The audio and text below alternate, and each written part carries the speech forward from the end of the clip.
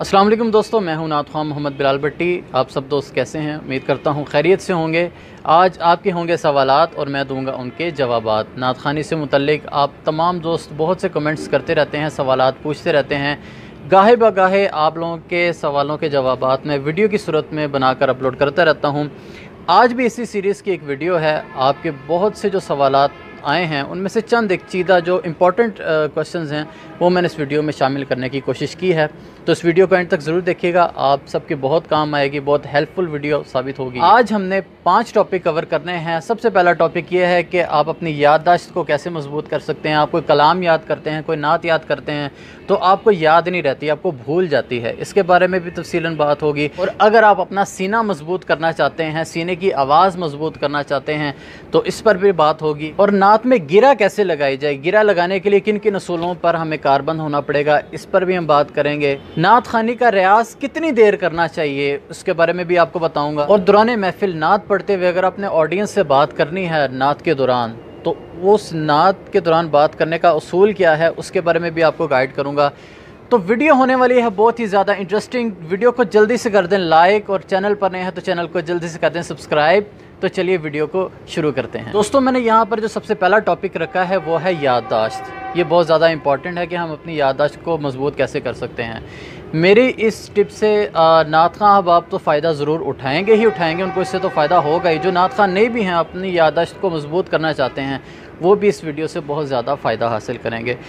देखिए, सबसे ज़्यादा इम्पॉर्टेंट बात यह है कि याददाश्त को मजबूत कैसे किया जाए। देखिए, अगर मैं नुस्खे की बात करूं तो मैं यहाँ पर अर्ज़ करना चाहूँगा कि आप बादाम और अखरोट का इस्तेमाल ज़्यादा करें।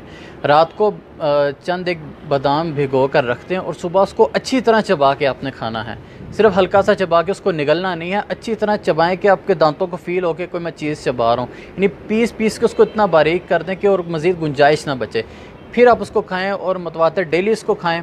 और इसके अलावा आप अखरोट खाएं। अखरोट बहुत ज़्यादा इंपॉर्टेंट है याददाश्त के हवाले से, क्योंकि अल्लाह पाक ने उसकी शक्ल भी, आपने गौर किया होगा, अखरोट की शक्ल भी दिमाग की तरह होती है, तो वो दिमाग के लिए बहुत ज़्यादा इंपॉर्टेंट है। आप उसका भी यूज़ करें, बादाम का भी यूज़ करें तो इंशाल्लाह ताला आपको बहुत ज़्यादा फ़ायदा हासिल होगा। और हाँ, बादाम और अखरोट सिर्फ खा लेना ही काफ़ी नहीं है, हमें अपने दिमाग की एक्सरसाइज भी करनी है।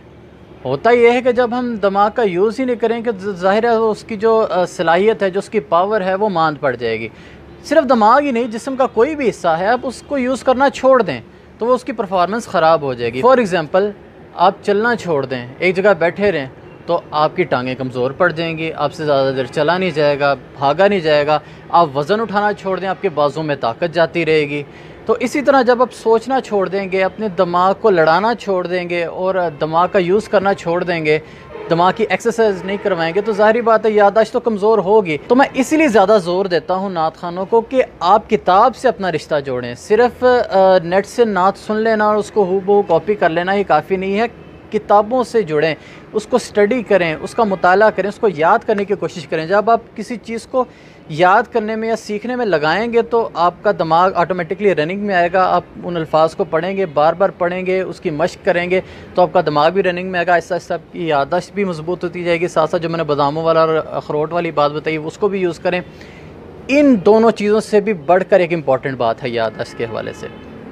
एक बुज़ुर्ग फरमाते हैं कि इंसान जब गुनाहों की दलदल में फंस जाता है तो दुनिया में जो उसको सज़ा मिलती है उन सज़ाओं में से एक ये भी है कि उसकी याददाश्त कमज़ोर हो जाती है, उसका हाफ़ज़ा छीन लिया जाता है। यहाँ पर एक बहुत इंपॉर्टेंट वाक़या आपको सुनाता चलूँ कि एक हाफिज़ कुरान था, उससे दिल आज़ारी होगी एक शख्स की, उसने दिल दुखा दिया किसी का। अब देखिए हुआ क्या, वो हाफिज़ कुरान कहता है कि मुझे मुकम्मल कुरान अज़बर याद था जो कि अब मैं भूल चुका हूँ।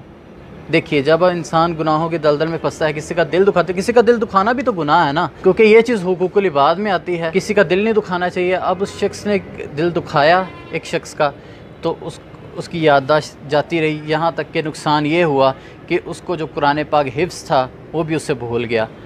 तो अल्लाह पाक हमें गुनाहों से बचने की तौफ़ीक़ अता फरमाए। गुनाहों से बचिए, तौबा कीजिए, और जितना आप गुनाहों से बचेंगे और पॉजिटिव माइंड रखेंगे, अपनी खुराक ठीक रखेंगे और दिमाग की एक्सरसाइज करते रहेंगे साथ साथ, तो आपकी याददाश्त भी मजबूत रहेगी, आपको कलाम भी इसी तरह याद रहेंगे। अगले टॉपिक की तरफ चलते हैं कि दौरान नात हम अगर बात करना चाहें तो उसका क्या असूल है। एक भाई ने मुझे व्हाट्सएप पर मैसेज किया कि दौरान नात मैंने ऑडियंस से बात करनी है तो उसका क्या तरीका है। उसका कोई ख़ास तरीका नहीं है, जैसे आप बात करते हैं उसी तरह आपने बात करनी है, लेकिन एक चीज़ का आपने ख्याल रखना है कि आपने जिस सुर से कलाम को छोड़ा था, बीच में आपने बात की और आप दोबारा अपने कलाम को जोड़ना है, तो आपका सुर चेंज नहीं होना चाहिए। जो आपने सुर छोड़ा था दोबारा कलाम पढ़ते वक्त उसी सुर से स्टार्ट लेना है। फॉर एग्ज़ाम्पल अब मैं कलाम पढ़ रहा हूँ, अपनी रहमत के समंदर में उतर जाने दे। तमामी अहबाब मेरे साथ मिलकर ये कलाम पढ़ेंगे। अल्लाह पाक सबको मदीना शरीफ की हाज़िरी नसीब फरमाए। अब मैं कलाम को दोबारा जोड़ूंगा। अपनी रहमत, अगर कुछ नातख़्वां क्या करते हैं कि बात करने के बाद अपना सुर ही भूल जाते हैं कि मैंने कहाँ से छोड़ा था। क्या करते हैं, अपनी रहमत के समंदर में उतर जाने दे। सब दोस्त मेरे साथ मिलकर शामिल हो जाइए। अपनी रहमत, सुर नीचे गिर गया, सारी परफॉर्मेंस ख़राब होगी। सुर को ज़हन में रखें कि आपको इतनी सेंस हो कि मैंने कहाँ से सुर छोड़ा है। चाहे आप आधा घंटा भी पब्लिक से बात करते हैं, हत्ता कि ऐसा नहीं होता, इतनी बात नहीं करनी चाहिए। फॉर एग्जांपल मिसाल देने के लिए कह रहा हूँ कि अगर आप आधा घंटा भी ऑडियंस से इंटरेक्शन कर रहे हैं तो उसके बाद आप कलाम दोबारा से स्टार्ट करें तो आपके जहन में रहे कि कहाँ से मैंने कलाम छोड़ा था और मेरा सुर क्या था, तो इंशाल्लाह ताला आपकी परफॉर्मेंस ख़राब नहीं होगी। अगला टॉपिक भी बड़ा अहमियत का हामिल है कि एक भाई ने पूछा कि मैं अपना सीना मजबूत कैसे करूँ। सीने की रियाजत के लिए आपका गले पर जोर नहीं पड़ना चाहिए, गले का ज़्यादा यूज़ नहीं करना, सारा काम अपने सीने से करना है। सीने पे हाथ रख के बेस वाले नीचे सुरों वाले कलाम आप पढ़ें और बार बार पढ़ें। बेस सीने का ज़ोर लगवाएं तो आपका सीना मजबूत होना शुरू हो जाएगा। फॉर एग्ज़ाम्पल, ऐसा तुझे खालिक ने,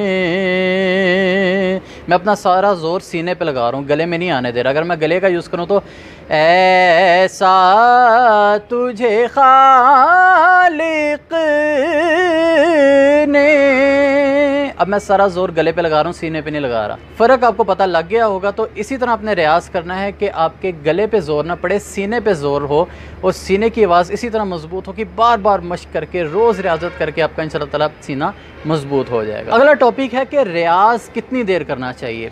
देखिए कहते हैं ना कि जितना गुड़ डालेंगे उतना मीठा होगा। आप जितना भी रियाज़ करेंगे फ़ायदा आपका ही है, उसका नुकसान नहीं है। आपको इंशाअल्लाह ताला उससे फ़ायदा ही होगा। आपकी रियाज़त मजबूत होगी, आपकी पढ़त मजबूत होगी, आपका गला मजबूत होगा। लेकिन मैं अगर मिनिमम बात करूं तो कम से कम 1 घंटा तो रोज़ रियाज़ करना ही चाहिए। और वो रियाज़ ऐसे नहीं कि आप रियाज़ करने बैठे हैं तो 5-10 मिनट बाद आप मोबाइल लेकर बैठ गए, आपने फेसबुक चलाना शुरू कर दी, फिर आपने शुरू कर दिया, या दरम्यान में आपने फिर खाना आ गया, आप खाना खाना शुरू हो गए, फिर आपने शुरू कर दिया। ऐसे नहीं काम चलेगा।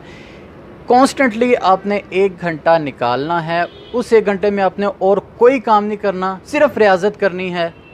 तो इंशाल्लाह ताला उसका आप आउटपुट देखेंगे, आपको बहुत अच्छा आउटपुट मिलेगा। तो बीच में आपने ब्रेक नहीं लेनी। हाँ, अगर आप अपने रियाज़ का दुरानिया बढ़ाना चाहते हैं, अगर आप चाहते हैं मैं 1 घंटा नहीं 2 घंटा रियाज़ करूँ, तो ज़ाहिर है बंदा 2 घंटे मुसलसल रियाज़ करना इतना आसान काम नहीं है। तो उसमें यह है कि आप 1 घंटे बाद थोड़ा सा रेस्ट ले लें। रेस्ट भी है कि 5-7 मिनट वार्म अप हो लें, थोड़ा घूम फिर के आ जाएँ, थोड़ी देर लेट जाएँ। तो वार्म अप होने के बाद दोबारा से रियाज़ करें। मतलब जब अगर आपका गला थकने लग जाए तो आपने ज़बरदस्ती नहीं करनी गले के साथ, तो आपको जितना आसानी से आप रियाज़ कर सकें आपने उतना ही करना है। तो रियाज़त की क्वांटिटी उतनी ही रखें जितनी आप कर सकें, आसानी से कर सकें।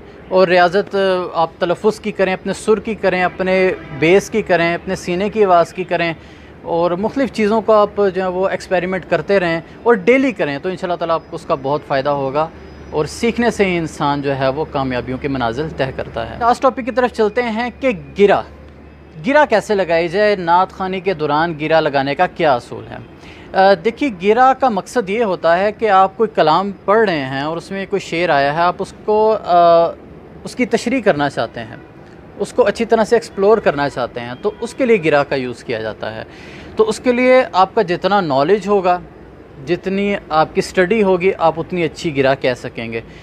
फिर वही बात आ जाती है, किताब से अपना रिश्ता जोड़ें। आपकी जितनी ज़्यादा स्टडी होगी, अपने जितने ज़्यादा कलाम याद किए होंगे, जितने ज़्यादा कलाम आपके जहन में होंगे, उतनी अच्छी आप गिरा कह सकेंगे। मुख्तलिफ़ अपने मौज़ूआत को पढ़ा होगा, आमद के कलाम आपके पास कलेक्शन होगी और हिजर के कलाम होंगे। मतलब आप का अच्छा खासा मवाद आपके पास मौजूद होगा, आप रोज़ स्टडी करते होंगे, तो एक जैसे टॉपिक्स मुख्तलिफ़ कलामों में होते हैं, तो जब आपको मुख्तलिफ़ कलाम अज़बर याद होंगे तो आपको गिरा कहने में मुश्किल नहीं होगी। कोशिश करें कि जो आपने जिस शेर पर आपने गिरा कहनी है वो पहले शेर से मुमासलत रखता हो। कहने का मकसद ये है कि जिस टॉपिक पर आपका शेर है, जो आपने जिस टॉपिक पर शेर पढ़ा है, उस ही टॉपिक पर आपने गिरा कहनी है। मिसाल देता हूँ, कलाम आला हज़रत का एक शेर पढ़ता हूँ, उस पर मैं गिरा कहता हूँ। देने वाला है सच्चा हमारा नबी, देने वाला है सच्चा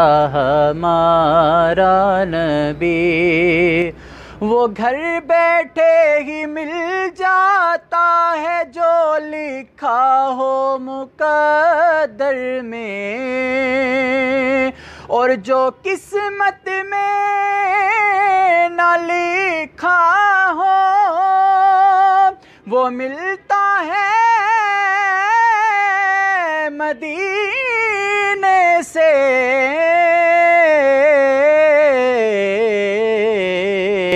देने वाला है सच्चा हमारा नबी। तो देखा आपने, जो शेर मैंने पढ़ा उसी से रिलेट करता हुआ मैंने अगला शेर बतौरे गिरा पेश किया, तो दोनों का टॉपिक सेम होना बहुत ज़रूरी है। और इसके अलावा कोशिश करें जब आपने गिरा कहनी है तो जब आप अपने शेर से गिरा की तरफ जंप करें तो गिरा आपकी एक दो सुर बुलंद होनी चाहिए, ताकि मज़ीद निखार के साथ आपकी परफॉर्मेंस हो। और बहुत ज़्यादा इम्पॉर्टेंट बात यह कि आप गिरा को तो भरपूर अंदाज से कह लेते हैं, लेकिन उसका उतार बड़ा इम्पॉर्टेंट है। उतार में अक्सर नाख़वान फिसल जाते हैं तो वो किसी और ही जगह निकल जाते हैं, तो उतारना उसको बड़े प्यार से और एहतियात के साथ है कि आप वापस अपने घर में आ सकें। जिस राग से आपने छोड़ा था उसी राग में आप एंटर हो सकें और दोबारा से कलाम को लेकर चल सकें। तो उम्मीद करता हूँ आपको वीडियो बहुत पसंद आई होगी। वीडियो को दोस्तों के साथ शेयर भी कीजिएगा, इस लिंक को कॉपी करके अपने व्हाट्सएप पर, फेसबुक पर जो इस लिंक को शेयर कीजिएगा। और मेरा चैनल देखते रहिए, इंशाल्लाह ताला नात के मुतालिक न्यू वीडियोस भी आती रहेंगी और नए कलाम भी मैं इंशाल्लाह ताला पढ़ के अपलोड करता रहूँगा। अगर आप कोई कलाम सुनना चाहते हैं तो वो भी कमेंट बॉक्स में बताइए। अल्लाह पाक सबको मक्का मदीना की हाज़िरी नसीब फरमाए। मुझे दुआओं में याद रखिए। अल्लाह हाफ़िज़।